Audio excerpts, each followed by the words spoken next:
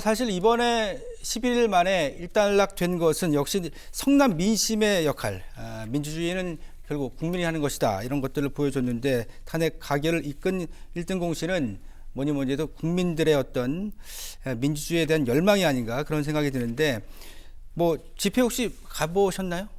어떠셨어요? 저는 어쨌든 뭐 정치적 중립을 지켜야 되니까 가진 못했는데, 네네. 어떻게 보면 저희 와이프는 상당히 정치에 관심도 없고, 그러니까 지금도 뭐 당색이 뚜렷한 사람은 아닌데, 네. 아마 저희 집사람이 갈 정도면 저는 이제 웬만한 국민들은 다 갈 생각을 했거나 아니면 실제로 지역에서 열리는 집회도 갈 거라는 생각이 드는데요. 네. 그만큼 물론 이제 4050, 저처럼 4050 세대도 있지만 더 중요한 거는 19살 막 투표권이 있는 친구들부터 그 2030이 굉장히 많아졌다는 부분, 그리고 집회가 굉장히 재밌어졌다라는 부분에 대해서 누군가는 이게 너무 가벼운 거 아니냐라는 생각을 할 수도 있는데, 저는 그 힘이, 그네들은 만약 한 명이 동의를 해서 그 친구들한테 10명이 전파가 되고 10명이 10명을 하면 100명이 될 수 있다는, 단순히 이런 피라미드 상의 그런 문제가 아니라 이 확장력에 대해서 주목을 해야 된다고 생각을 하거든요. 그리고 그 응원 문화를, 저 이제 이승환 가수, 저희 때 굉장히 좋아했던 가수였는데, 환갑이에요. 예. 근데 환갑이 넘은 가수가 나왔을 때 저희 자식 세대들이 같이 노래를 따라 부를 정도, 특히 뭐 소녀시대 노래는 그 가사가 주는 함의 때문에 그럴 수도 있지만, 저는 이승환이라든가 뭐 윤도현이라든가 이런 저희들 세대의 가수들이 또 지금 1020 세대로 이어질 수 있다는 점도 신기했지만, 그 집회가 약간 놀이공간처럼 이렇게 이전돼 가지고 아마 이게 고착이 되면 예전에 촛불 집회랑은 굉장히 또 다른 모습으로 약간 이게 좀 여론을 지배하거나 아니면 나중에 그 표심에서 상당한 큰 힘으로 될 것 같다는 생각을 했습니다. 네. 그 100만 집회, 이제 뭐 취재를 하셨을 수도 있고, 뭐 많이 접해 보셨는데, 윤종환 기자께서는 이번 그 국민들의 어떤 반응 어떻게 보셨어요? 그렇죠. 사실 이제 이 국민들의 힘을 또 보여준 사건인데요. 사실 이제 12월 3일 날 비상계엄 당시에 이 시청자 여러분들도 그 당시에 본인이 어떤 일을 했는지 다 기억을 하실 겁니다. 그만큼 굉장히 충격적인 사건이었죠.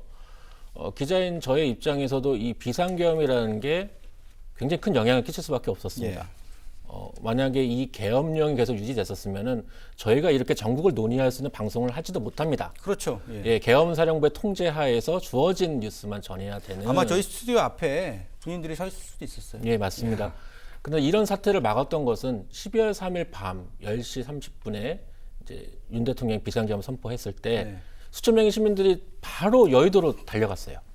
그래서 계엄군과 맞서서 이 민주주의를 지키기 위해서 싸웠거든요. 그래서 결국에는 국회에서 190명의 의원이 모여서 이 계엄 해제 요구 결의안이 통과가 됐습니다.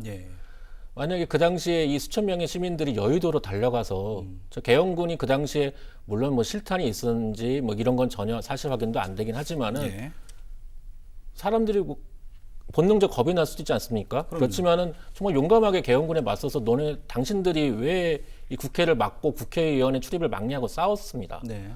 그런 민주주의의 힘들, 그 당시에 싸웠던 이제 수천 명의 시민들이 있었기 때문에 각자가 그 일상 생활을 지금도 영위하고 있는 겁니다. 저희 언론도 마찬가지고요. 그렇죠. 그리고 이 주말에 이 수십만 또 100만 이상의 시민들이 여의도에 모여서 이 민주주의를 지키고 윤석열 대통령 탄핵을 촉구했거든요. 그 목소리들을 보면서 세계도 주목한 겁니다. 사실 이 계엄령을 선포하려고 할 때 이 경제부총리나 외교부 장관 같은 경우에는 반대 입장을 이제 밝혔다고 전해지고 있지 않습니까? 그렇죠. 이 한국과 같은 경제 선진국, 또 아시아의 민주주의 모범국이라고 꼽혔던 대한민국에서 갑자기 계엄군이 수도 서울 한복판에 나타나는 상황을 이 국제사회도 어떻게 인식을 할 수 있겠나, 굉장히 우려가 많은 거는 상식적인 일입니다. 그렇죠. 그럼에도 이 비상계엄을 몇 시간 만에 무효화시키고 이 빠른 민주주의의 회복 탄력성을 보여준 것에 국제사회도 놀라고 있거든요. 그렇기 때문에 이 우리나라의 신용 등급도 유지가 되고 있고요. 국제사회도 대한민국에 대한 지지를 계속 보내고 있는 겁니다. 결국에는 이번에도 이 국민들이 대한민국을 구했다, 지켰다 예. 이렇게 볼 수 있습니다. 자, 그리고 아주 또 김대희 기자께서 간단하게 이제 빅데이터를 기반으로 해서 이번에 집회의 시민 구성비를 좀 살펴보셨다고 제가 들었거든요. 네, 뭐 지금 구체적으로 그 수치가 정립된 건 아니지만 네. 지금 제가 기억하기로는 28%가 일단 여성이라는 분이 주목을 해야 되는데요. 예. 28%가 젊은 여성으로 분류됐다는 것 자체는 이제 굉장히 큰 의미가 있습니다. 일단은 정치적 소외층이라고 예전에는 이제 생각을 했던 부분인데 그 수치가 기존에 한 자릿수였다면 이번에 이제 30% 가까이 10명 중에 3명이 젊은 여성이다. 그러니까 네. 남성이다 여성이다라는 게 뭐 이렇게 뭐 페미니즘이랑 상관없이 젊은 여성, 그러니까 대학생이나 아니면은 10대가 더 많을 수도 있는데 네. 그분들이 나와 있었다는 부분. 그래서 그러니까 이게 왜 중요하냐면요. 그 여성분 28%가 나왔다는 건 상대적으로 이제 팬덤이 또 거기서 작용을 하는 겁니다. 네. 그러면 응원봉이 되고 응원봉은 또 연예인에게 집중이 돼가지고 전 아이유가 그 선결제했다라는 부분이라든가 예. 뭐 BTS는 아니면 다른 그룹은 제가 아직 모릅니다. 근데 네. 아이유가 했다는 부분을 보면서는 이게 연예인들, 이것도 연예인도 아이유 같은 경우에는 상대적으로 좀 젊은 분이잖아요.